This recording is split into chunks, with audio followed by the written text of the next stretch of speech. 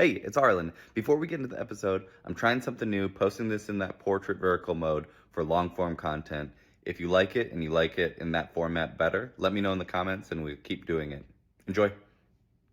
I uh I feel that above anything else in fantasy football, trades is the gateway to that connection and making new friends in that community itself, because that's where that conversation happens, which is also why I get frustrated when people don't respond at all to trades, because I'm half the reason I'm interested in trading is to start the conversation and just connect, and that's why I play fantasy football.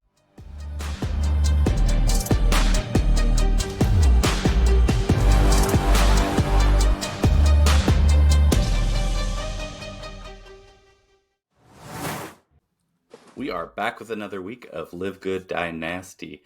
I'm Arlen, this is Nate, and today I am excited about this episode because we're talking about some stuff that is going to be living on past this week. A lot of times when you record stuff in fantasy football, you no longer have any relevance. That content doesn't have relevance a week later if you don't catch it in the right time. A little different in the off season, but especially this one. We've mentioned before how we wanted to start this podcast to be able to have some conversations that we weren't hearing as much, or at least as deep into these conversations. So this episode is all about that. So the intro to some of those conversations. One, like talking trades. We're going to go through all aspects of trades, not necessarily the trades themselves, but how do we approach them? What are our views on things like vetoes and stuff like that? And then we're going to talk about some positional approach. How do we look at each position within Dynasty, and how does that compare to when we're not in a Dynasty format? What's different there? But I'll hand it over to Nate. How you doing, man? Good, man. Super excited to get into this because this is something that is long on my heart, knowing how we've operated together for the last 5 years and how we rock and roll with trades, and then how other people have reacted to us in our trading efforts. So, love Yeah, to we've actually give a peek behind the curtain a little bit as we rock and roll with strategy. So, let's talk trades.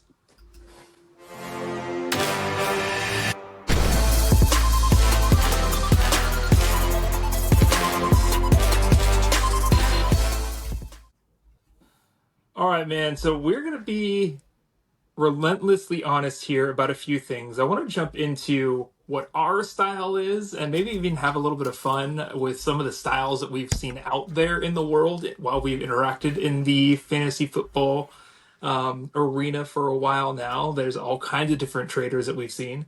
Also, how we treat picks in trades. So, how do we look at picks? How do we utilize them within a trade scenarios, depending on the time of year? You talk a lot about seasonality, so I want to dig into that a little bit. We'll talk about rules of engagement, and then we got two topics that I think are super hot button in this particular area. One, how and when should you use trade calculators?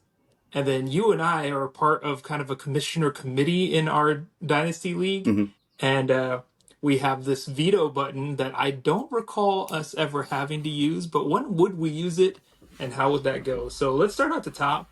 Let's think about what our approach and our style is when it comes to trade. So you, sir, are one of the most unique traders that I've ever interacted with. So I would love to hear a little bit about what you have to share around your approach and style to trading.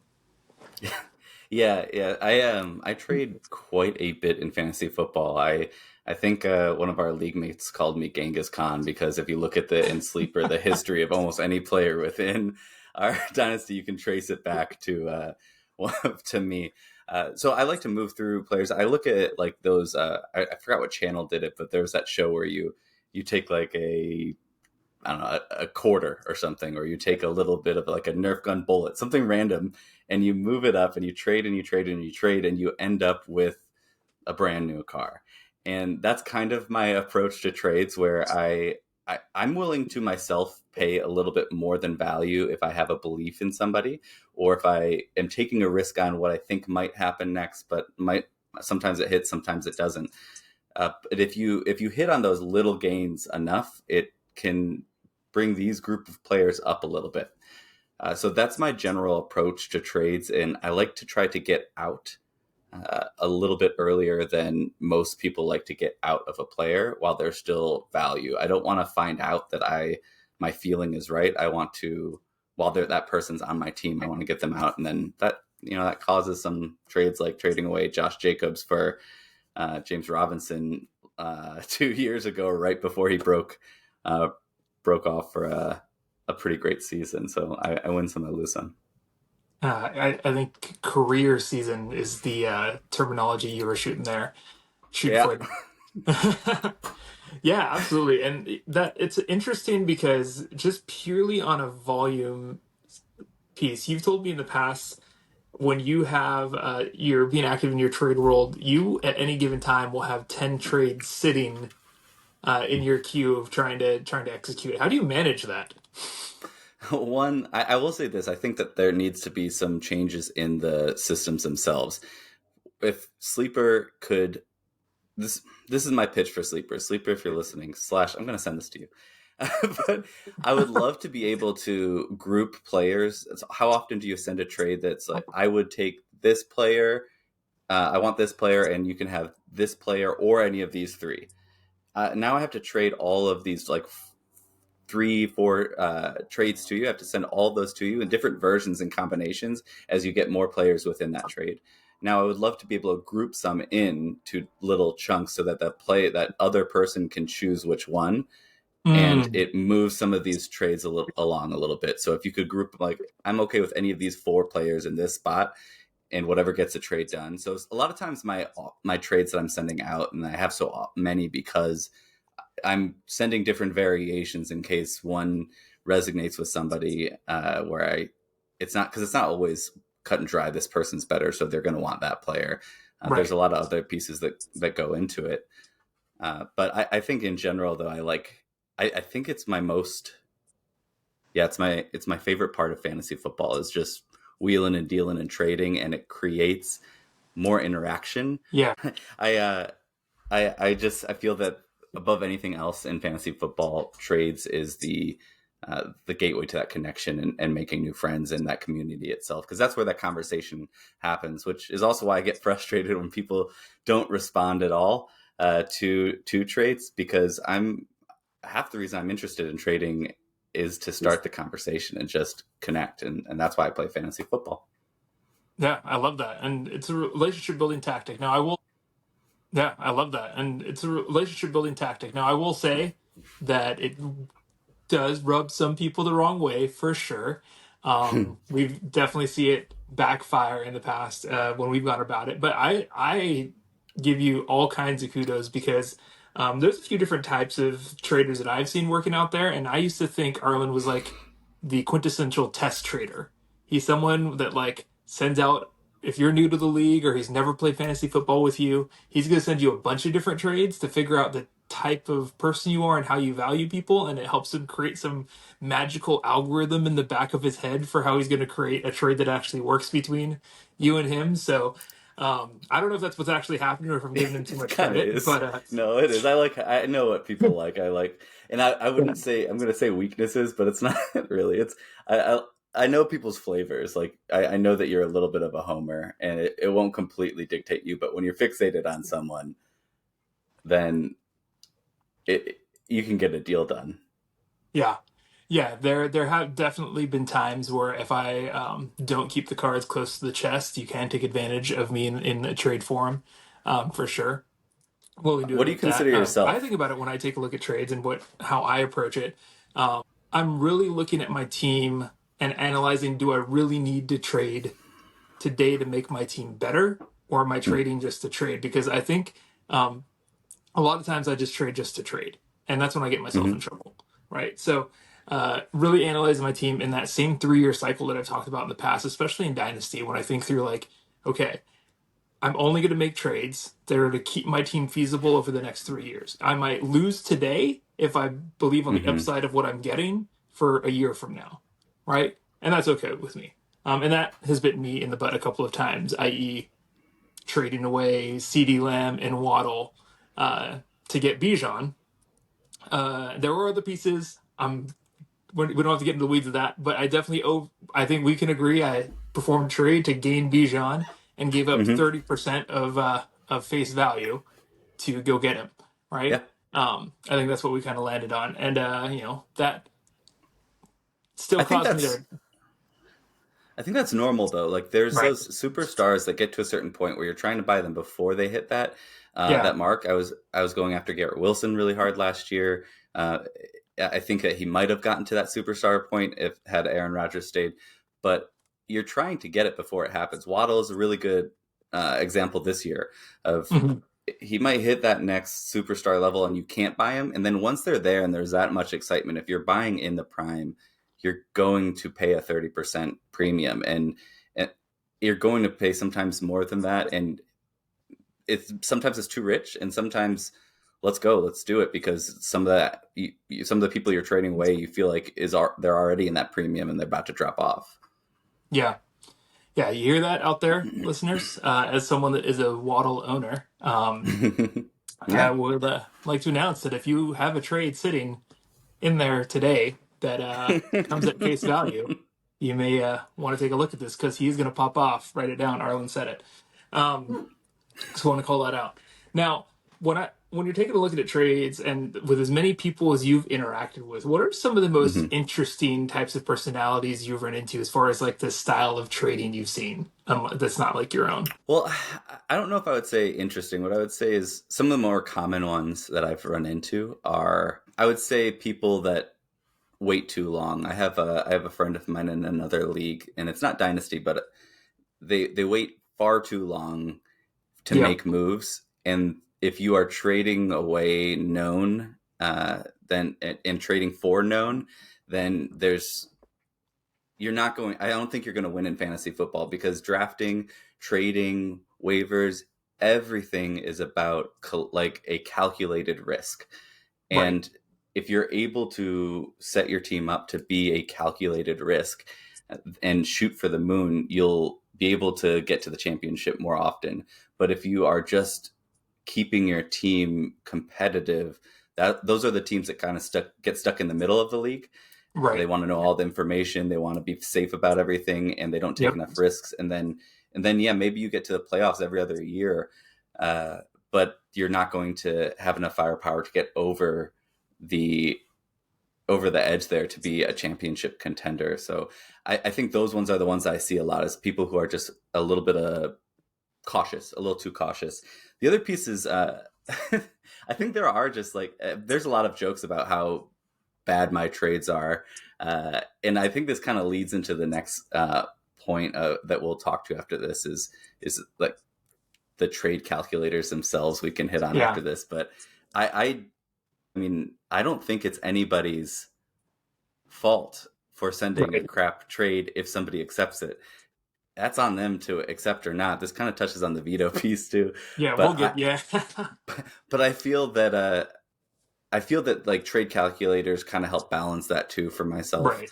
and I think that when people are sending trades that are really aggressively horrible, that's and that's the interesting one in our league where I can think of a couple people who send some really rough ones where I don't know how they got there, Right. and that's when you can use tools to help check yourself before you send it to at least make Yeah, sure that it's not crazy. relatively fair. Yeah, yeah, yeah. Yeah, yeah. I've taken a look at it and I think about the people that do that. And I can think of a couple folks in our league and other people I've interacted with. But you got the people that try to justify it, right? Like they'll send you a trade, and either before or right after they send it to you, you get this like 3-page dissertation of a text explaining why it makes sense, right?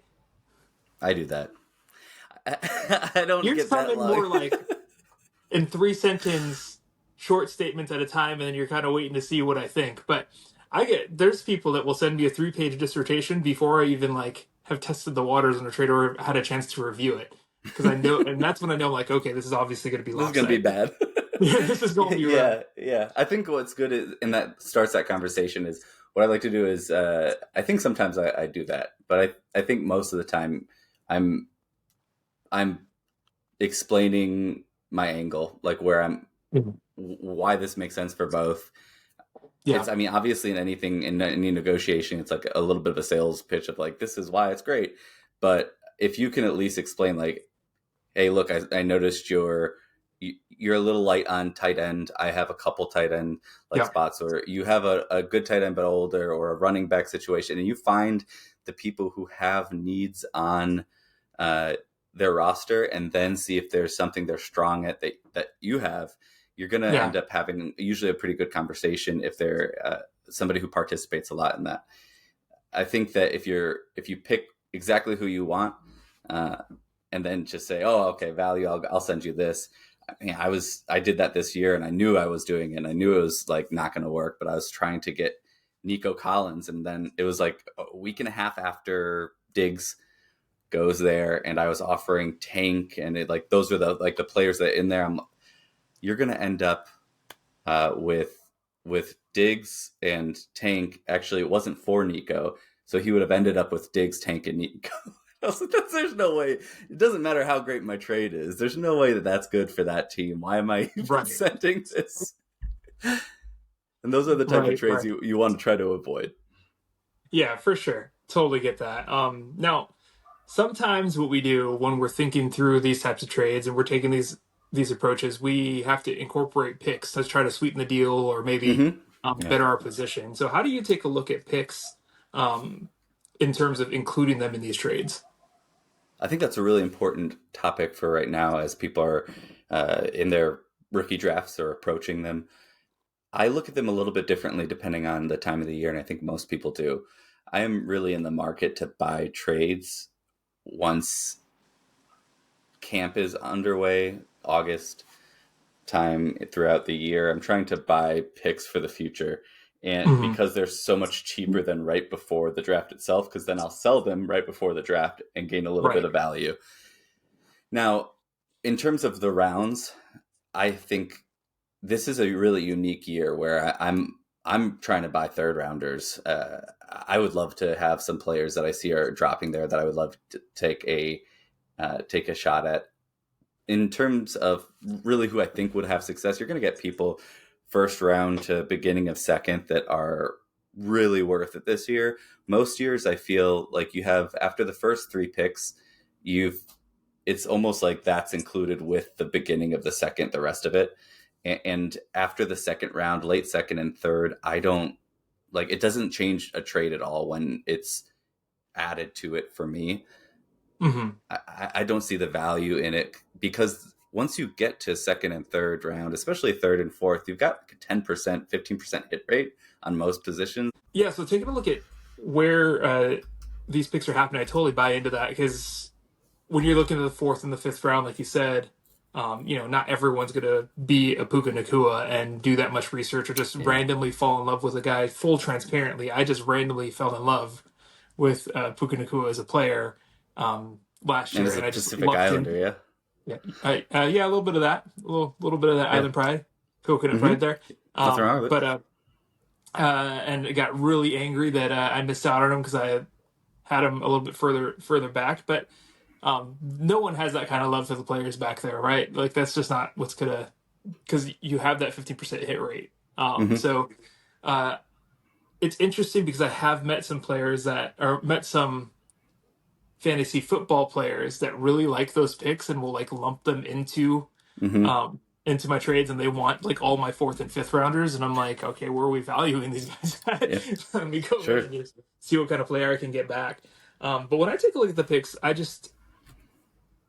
I really it really depends on my needs at that time, right? So if I'm looking at those first and second rounders that I have, there's some years where I'm gonna not be willing to trade them away for almost anything because my team is getting super Mm-hmm. old, right? And so I need to value those picks unless I'm getting return really early. If I can switch out a early first rounder for two second rounders or a late Yeah. first rounder and a second rounder, maybe I do that. Um, but if my team is trending really young, like I think I shared a couple weeks ago, if my team's trending really young, I might be trading those away for players pretty easily. And so it just kind of depends on where we are as far as our team stacks up and our roster construction stands up. Mm-hmm. Um, but I like what you were sharing too about the seasonality of trades and just that's what I love about dynasties that we get to play all year long as people can stay engaged. And You if you could can build find those something over people, such a long time. yeah, Yeah. yeah. If you can find people that are going to stay engaged in the league throughout the year, because I know some people just turn off all their notifications right after the season ends, and then don't turn them back on Yeah. till And right before the draft. But if you can find those I folks, it makes the also league just you that can much see more in fun. my roster and what picks I have. I don't have any picks after this year, so I often trade away all of them, and I'll try to predict who's the weakest team, and I'll buy their first round pick. And for two Mm, years or 1 year, I was able to predict. One, I gave up some stuff for it uh, because I was a little bit off on it, but I think that's a big piece too, because I almost won't trade the 101 for anything for the most part. I did with you, but for the most part, really, like that's unless I'm getting a haul, that player just has so much value usually. Where I yeah, will trade multiple just to move up a little bit. I think that I'm buying percentage chance at that point. So if I have two first rounders and I feel like I'm after a tier break, combining those and moving up is almost more likely to hit than two that are like a back into the first and that, or a second and a first. I'd like to buy the percentage chance that this works out. This is not a bust. So that's a yeah. big piece to it. And shout out to you, because it was mid or right after our trade that we, or right after the draft last year, and I drafted Puka after you drafted Sean Tucker, and I really like Sean Tucker, and I didn't know much about Puka. I think I drafted him because it was Puka shell necklace was in my head, and I was like, that's cool. I'm drafting a nickname. I was not prepared, and you jumped in and you had a feeling for this guy, and it worked out, and that was that bet that you took that ended up, even though I drafted him almost around later, it ended up working out for you. You saw right away, like, okay, I'm gonna shoot my shot on this guy. What do you think about when a trade is lopsided? When we have vetoes on here, whew, that is a hot button issue that I've had some arguments over about my view on how vetoes should be traded. What do you think? To have you repeat the last 30 seconds because you were completely frozen. I didn't hear any of that. Weird. I hope this episode's good. Uh, the the veto vetoes themselves, making sure that we.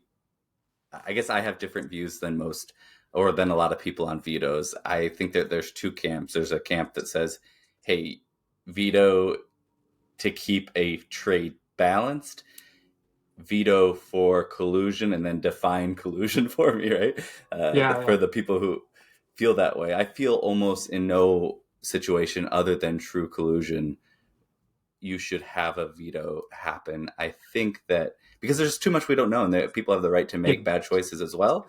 And at the end of the day, the if you're vetoing a trade, your indicator that it's okay to veto should be: are you considering kicking those people out of the league? Because I feel that if they're doing something, they have to do something pretty bad and collude to be able to get a trade just canceled. yeah. So what I put down is that, like, for me, the veto button is an almost never, as long as it's about the game and about the league, right? Mm-hmm. Like the handshake deals that happen outside of it.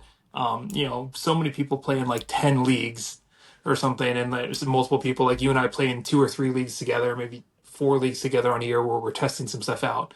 Like, I Yeah. don't like we don't do it, but I've seen things where like, oh, I'll do this trade for you in this league if you do this trade for me in another. So stuff like that can get really, really sketchy. I think one Yeah, thing I that think that's a we've no set go. up, yeah, that's a for sure a no go. But one thing that I think we've set up pretty well, not to toot our own horn, but like we've kind of created a commissioner committee. There's three of us that are involved, and so whenever trades go down, if we have a question about it, we can try to discuss it before we bring it to the rest of the group, right? And like I said before, we haven't had to do that yet. I don't think with the for veto purposes. Now we've had other situations where people aren't setting the lineups and doing stuff like that. And it's really nice to have that commissioner committee to be able to have that discussion before we bring it to the greater group. Mm-hmm. But yeah, that veto button, like, I don't think we should be doing it just to like say that trade isn't fair. Like, if someone's being dumb and someone's able to take advantage of it, or if someone was just misreading or believes too much in a player, like, that's not on me if they really, really like a player. So Mm-hmm. I'm okay with those types of trades going through. And if, I'm the one that looked out from it, great. If I have to watch it happen in front of me, which I've seen several times um, from people in our league, and I have to let them go, we have to let them go. But yeah, as long as it's about the game and about our specific league, I don't see any reason to use that veto button. Yeah, I mean, let's say I had traded you. Now, Let's say I trade you Garrett Wilson for Puka Nakua last year before the season, that would get vetoed in a lot of situations. But I Yeah. would maybe like Puka is the winner. Like whoever gets Puka is the winner of that one. There's just too many extreme example to highlight the point that we just don't know anyways. So I don't think it's the commissioner or the league's decision to dictate what's fair or not and make any decisions based off of that. Plus, it slows it down a little bit. Yeah, and I especially don't like those leagues where there's like a majority rules voting process. Like you, if enough people say veto, it just vetoes it. Like It's like a that. gross because then you start campaigning and people start like Right. we had that in a league, and taking that out of it was the one of the best decisions I felt. But we did it in the wrong way. I feel there's a happy place. You say accept on a trade and it processes immediately, and then that caused a lot of like, well, wait a second, like what's going on here, and a lot of bad feelings. I think the going to the commissioners to hit process or reject is a solid, like as long as there's a solid rule there that hey, it's going to get approved. It's just in case, so we have a second to take a look at it, just in case anybody throws up their arms. But either way, that pause there before it's processed, I think is like a nice happy middle ground to please everybody. Yeah, I agree. And that must be why we work so well together as a part of the commissioner committee. There you Um, go. Now, we talked a little bit about trade calculators. I don't know if we want to revisit this, but what are your like? How do you utilize that? Trade calculators. So I definitely one like keep trade cut, like that's the most popular one. There's dynastycalculator.com. I think that's another one. They what I like to do with trade calculators is to check myself before I send stuff to make sure that it's close. I will accept trades that say I'm losing, and people should accept ones that say they're losing as well. If you feel like it's because it doesn't take into account your team, it doesn't take into account your league structure. Like we have 4 flex, so a lot of times keep trade cut will add a lot of value on because you're getting the best player, but maybe your team is depleted and you have 4 flex spots plus the other positions to fill. Then Yeah, yeah, at this point maybe it's best to take that trade that you're technically losing in after that adjustment score is put in. So I think that it's helpful to keep a guide and to just check your gut, but I don't think it should be the guide, and it should not be the answer to if a trade is good or not. I think there's too many variables that doesn't take into account. yeah, yeah. In our league, we've got 9 spots that you have to fill with either wide receivers, running backs, or tight ends, and just figuring that out in any given time is insane to think about. For me, it's Yeah. it's a tool, and I think it can be used as a tiebreaker if I've got a couple of different options in mind, right? But it's definitely not the authority, right? It's a tool to be used, not an authority to make a decision from. Clean and simple as that for those people that live and die by their trade calculators. Yeah, yeah. I think that, and I mean, when you're making it sucks when you put something together and you are sending it to someone and you felt like, wow, this is great for both of us. Like this Mm-hmm. puts this balance on our team's weakness and strengths, and like I can help you, you can help me, and both teams are because there's not always a winner and a loser. Both teams in the moment of are making good decisions for their teams, and then the trade calculator comes in, and it's really not taking in account like so many different aspects of our teams Right. that in win now mode versus in the future, all these different pieces. And if somebody's like they're harping on the trade calculator too much, it can really take away from their own team. I think it only hurts if you use that as a gospel. Yeah. Yeah. 100%. I think we've gone back and forth on trades a ton here. Are we missing Yeah, anything, or are we ready to talk about something else? I think we hit everything. I think we're good. The next piece I really wanted to dive into is positional approach.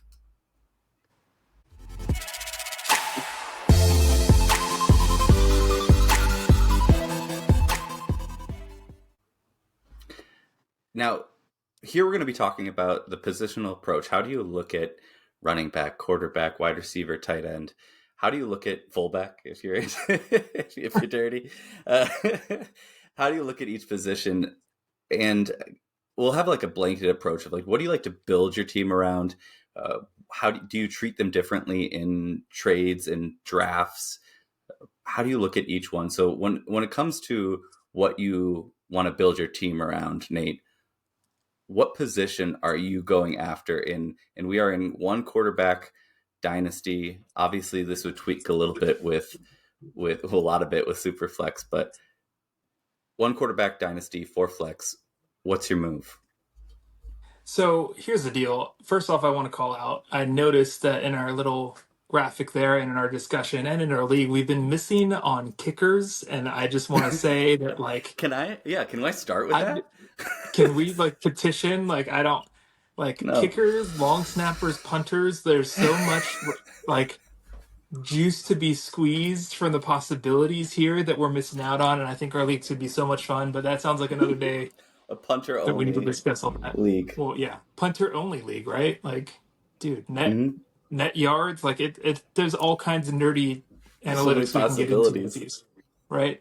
No, but seriously, so it's weird what the shift has done, especially in redraft leagues and how how that changes when you look at a dynasty league. But with four flexes in our league, right, we have to look at the most guaranteed points as possible, Mm-hmm. and the most consistent, right? So I'm looking for two things. I try to find as many pass catching running backs as possible and or wide receivers, right? So I stay away from, and in most PPR leagues you can make that same argument, but that's who I'm building around, and I'm okay with up until recently, and I'm trying not to contradict myself from our last pod, but traditionally I'm willing to punt on tight end, and even take like a flyer on a quarterback as long as I can get the points um, from consistency at wide receiver and pass catching backs. Right. I'm in the same And boat. then when I we think eventually end kickers back in there. yeah, of course. Super kicker flex. Uh, so I agree with you. I think in general, I if I can't get the top ones, I really have to focus on others. But the position that I usually punt is running back, and it's not that I don't want a strong running back, but I'm okay with leasing running backs and owning wide receivers. Like that approach where I'm going to have this wide receiver for years and years and years and invest in them and stack up as many as possible.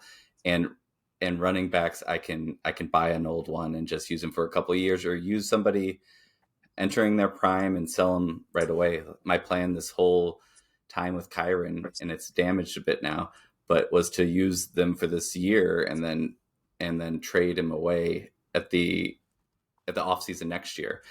And the reason is there's such a small shelf life for a running back impacting your team. And there's something great about having those powerful running backs. But if you wait too long, unless you're just making a full on run, if you wait too long, then you're stuck holding the bag. You're stuck with these players that are really hard to get off of your team, and they crash really fast, and there's a lot of predictable metrics about age and type and when they're going to lose value with every position. So it's good to get rid of them almost before their second contract, like the last year when they're entering their last year of their first contract. It's almost a great time then to just say, I can find somebody else. I'll move you on from you while you're at peak value. Yeah. How does that change your approach during the draft? Like when you're thinking about drafting a running back, like where are you grabbing running backs in the draft, knowing that you're trying to tilt young, um, right, and try to keep running backs Mm-hmm. on your team during their first contract? Yeah, like this year, I would love Brooks or Benson. If one of those fell to me at 201, depending on what's left, I would consider taking them there. I'm not married to either, but I feel that when there's a solid running back I, running backs are one of the easier positions to predict if they're going to be good when it Yeah. comes down to once they're already on the team, you already know what's going on by the time you're drafting in your rookie draft. It's pretty easy to hit. So like the hit rate's so much higher that I would love a young rookie running back that is solid. And then and once you get to the backup areas, like it's so unpredictable there. So if you have a starter, you feel like they have a really good shot at owning that backfield, and they're young, then yeah, you got 3 or 4 years with them before you need to cash out. So I love that idea. I love being able to grab them earlier in their careers. Nice.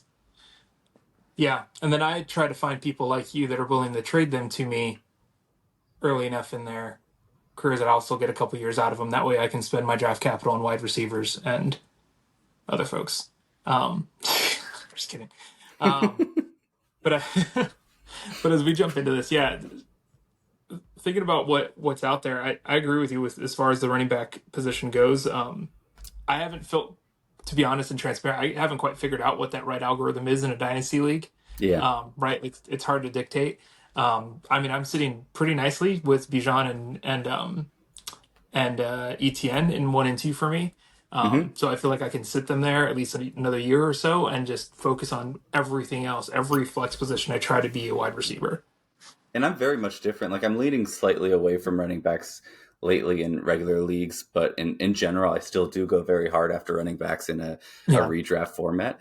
It's really here where it, and only because of those things mentioned, but then you do get, and there is a truth to you have to have solid running backs in order to yeah, win a championship. It's off balance right. a little bit within our league because we have 4 flex, which I really like because it allows a few different ways to become a championship team.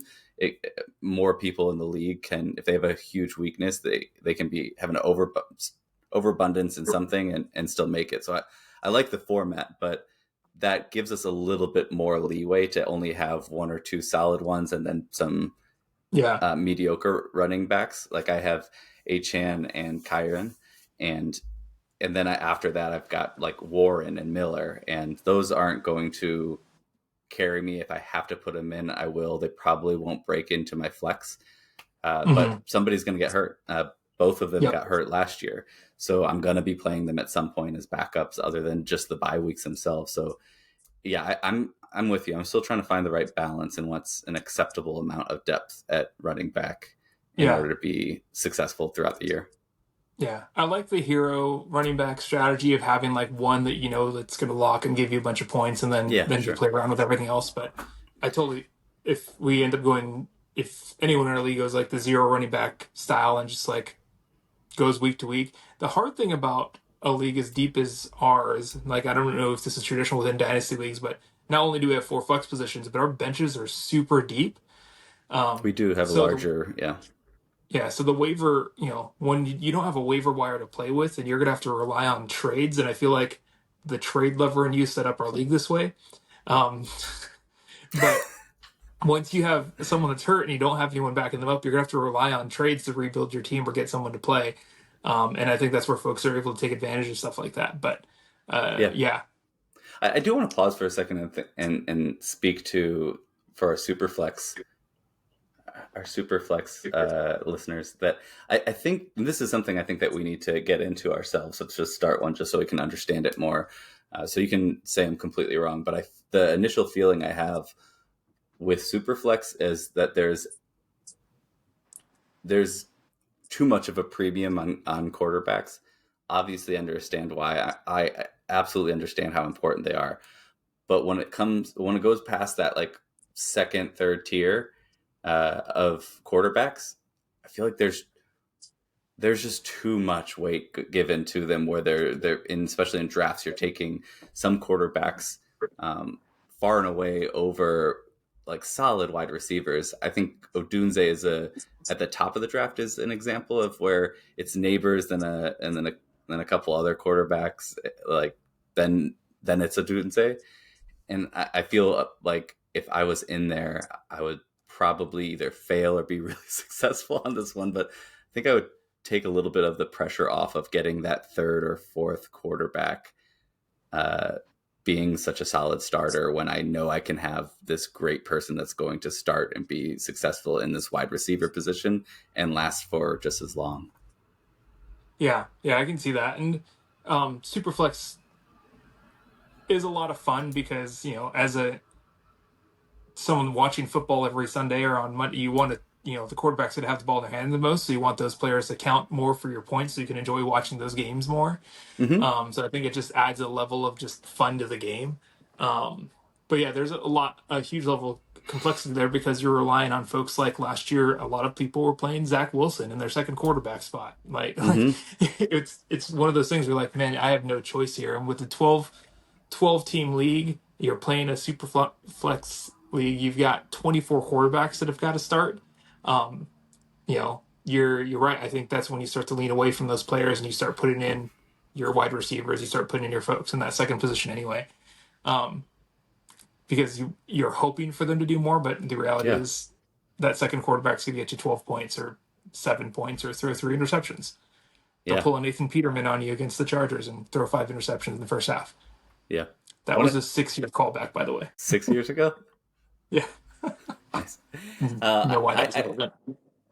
no, I really like it. Like in trades with quarterbacks, I don't. The tough part about one quarterback is no matter how great they are, they don't hold much value. And Right. uh, even Josh Allen, I mean, got a ton of value in Dynasty, obviously, but there's not like what he should. I feel like when it comes to a trade where I've offered stuff with him in it, and I would be drooling, and I was drooling when you sent me an offer that included Allen. I was like, yes, take my money.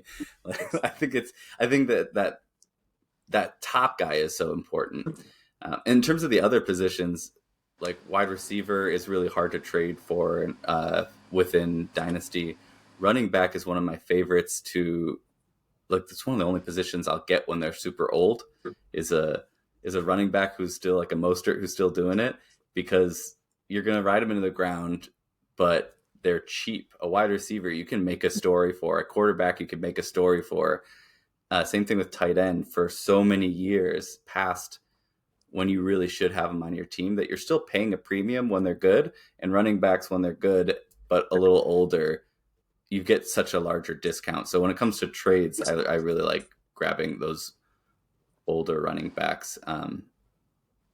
If I if I'm in a position to fill that because I approach it with a lighter running back room, then I'm going to need to get some of those old guys, and I think that's why I'm okay with being a little lighter and desperate at times for that position.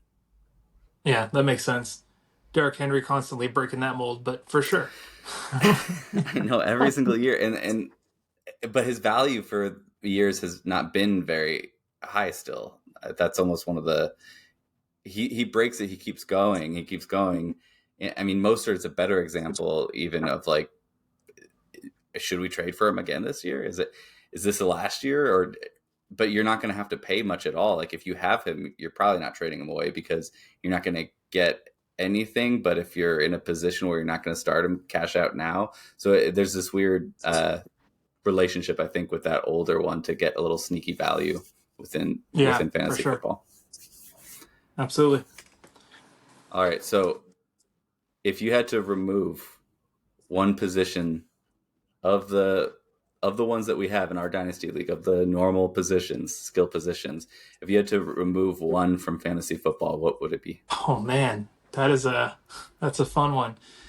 Um, I would remove the positional lock from tight end, meaning I would add a fifth flex that can use tight ends in, because of the amount of variability that there is with that position and like the tight ends that are actually out there.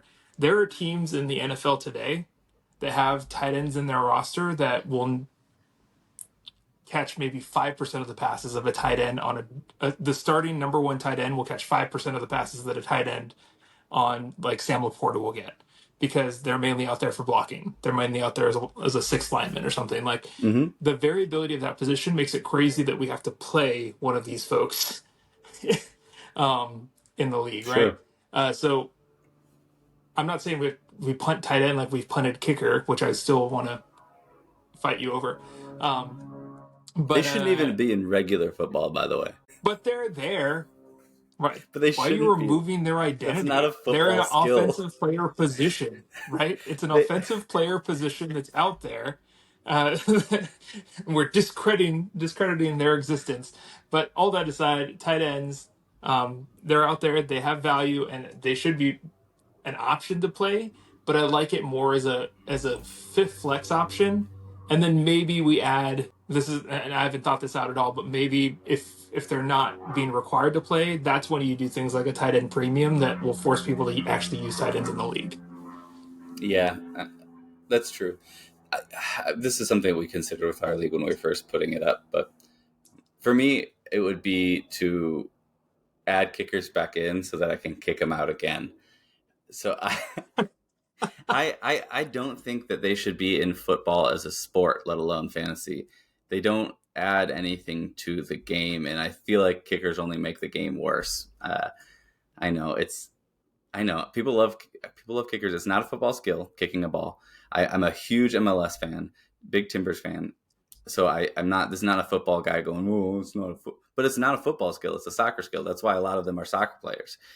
Like, Mm-hmm. and then they convert over to this, right? So I think that we're already kind of dumbing down the kickoff, which I actually like the rule changes for this year, but Yeah. just just give them the ball instead of a kickoff and have them start where they usually start anyways.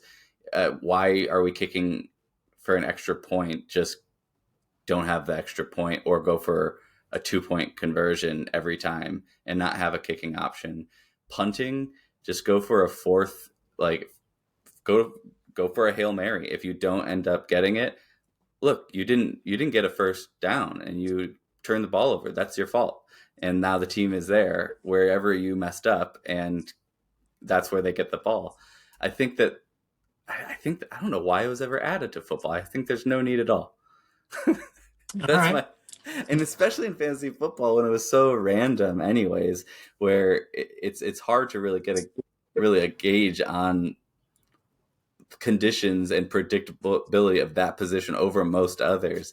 I think that it's just get him out of here. It doesn't add anything to anybody. But Tucker has a great voice, so he's an opera singer and he would still do great, even if there was no football.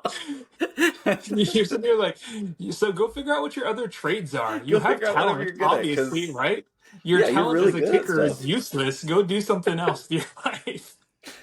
Yeah, and I would Wow. just, I mean, offer him a severance and just do a little bit of positional downsizing. We did it with fullbacks and nobody cared. Let's do let's do it with kickers. All right, that's my rant. That's my rant. I think that's where we can end it for. That's where we can end it for today. Anything you want to hit on before we close out? I don't know that I can do better than kickers. So, than the aggression that you have towards kickers. I don't know what's stronger, my love for them or your pure, unadulterated hatred towards them.